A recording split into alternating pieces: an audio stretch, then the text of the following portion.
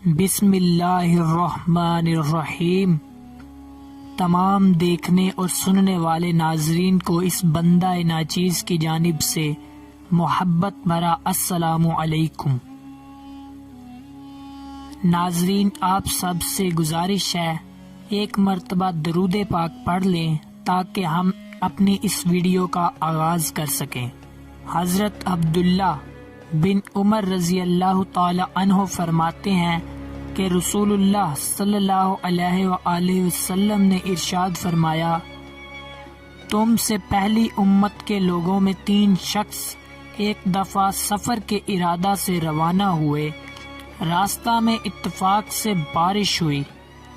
تینوں ایک پہاڑ کی کوہ میں یعنی ایک سرنگ میں پناہ لینے کی غرض سے گھس گئے۔ یہ تینوں شخص ابھی اس غار میں گھسے ہی تھے کہ اوپر سے ایک پتھر لڑک آیا اور اس پتھر کی وجہ سے غار کا منہ بند ہو گیا۔ تینوں نے آپس میں ایک دوسرے سے کہا، ہم کو صرف صداقت اور سچائی ہی اس مصیبت سے نجات دلا سکتی ہے۔ ہم کو چاہیے کہ ہر شخص اللہ سے دعا کرے، دعا میں ایسے عمل کا ذکر کرے جس کو وہ صحیح اور سچ سمجھتا ہو۔ ان تینوں میں سے ایک شخص نے دعا کی، اے اللہ، تجھے معلوم ہے کہ میرے ہاں ایک شخص نے چند سیر چاولوں کے بدلہ میں مزدوری کی تھی۔ جب مزدوری کے بعد میں نے اسے چاول دیے تو وہ کام چھوڑ کر چلا گیا۔ میں نے اس کے چاولوں سے کاشت شروع کر دی اور تھوڑے عرصہ میں ان چاولوں کی کاشت سے اتنا پیسہ ہو گیا کہ میں نے اس سے ایک قیمتی بیل خرید لیا۔ کچھ دنوں کے بعد پھر وہ مزدور اپنی مزدوری مانگتا ہوا آیا تو میں نے اس سے کہا، یہ بیل لے جا۔ اس نے کہا، مجھ غریب سے کیا مذاق کرتا ہے، مجھے تو چند سیر چاول چاہیے۔ پھر میں نے کہا، یہ ان چاولوں کی ہی کاشت سے خریدا گیا ہے۔ یہ سن کر وہ مزدور بیل لے کر چلا گیا۔ الہی، اگر یہ عمل میں نے محض تیرے خوف سے کیا تھا تو اس پتھر کو ہم پر سے دفع کر دے۔ دعا کے بعد پتھر کا کچھ حصہ غار سے ہٹ گیا۔ دوسرے شخص نے کہا، الہی، تو جانتا ہے کہ میں اپنے بوڑھے ماں باپ کو ہمیشہ ہر رات کو اپنی بکریوں کا دودھ لا کر پلایا کرتا تھا۔ ایک دن مجھے کچھ تاخیر ہو گئی اور میرے ماں باپ میرا انتظار کر کے سو گئے۔ جب میں آیا تو میں نے ادب کی وجہ سے ان کو جگانا مناسب نہیں سمجھا۔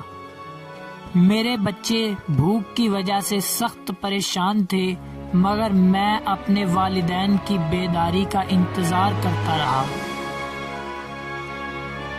نہ تو میں نے اپنے بچوں کو دودھ پلایا اور نہ اپنے ماں باپ کو جگایا، یہاں تک کہ صبح ہو گئی۔ اگر میرا یہ عمل محض تیرے خوف اور خشیت کی وجہ سے تھا تو ہم پر سے اس پتھر کی بلا کو ٹال دے۔ دعا کے بعد پتھر کا ایک حصہ اور کھسک گیا اور ان لوگوں کو آسمان نظر آنے لگا۔ تیسرے شخص نے کہا، الہی، تو جانتا ہے کہ میں اپنے چچا کی بیٹی پر عاشق تھا۔ میں نے کئی بار اس کو برے ارادے سے بلایا لیکن وہ انکار کرتی رہی، یہاں تک کہ میں نے اس کو 100 دینار کا لالچ دے کر راضی کر لیا۔ جب میں اس پر قادر ہو گیا اور میں نے چاہا کہ اپنی نفسانی خواہش کو پورا کروں تو اس نے بے ساختہ کہا، خدا سے ڈر اور ناجائز طریقہ پر ایک باکرہ لڑکی کی مہر کو نہ توڑ۔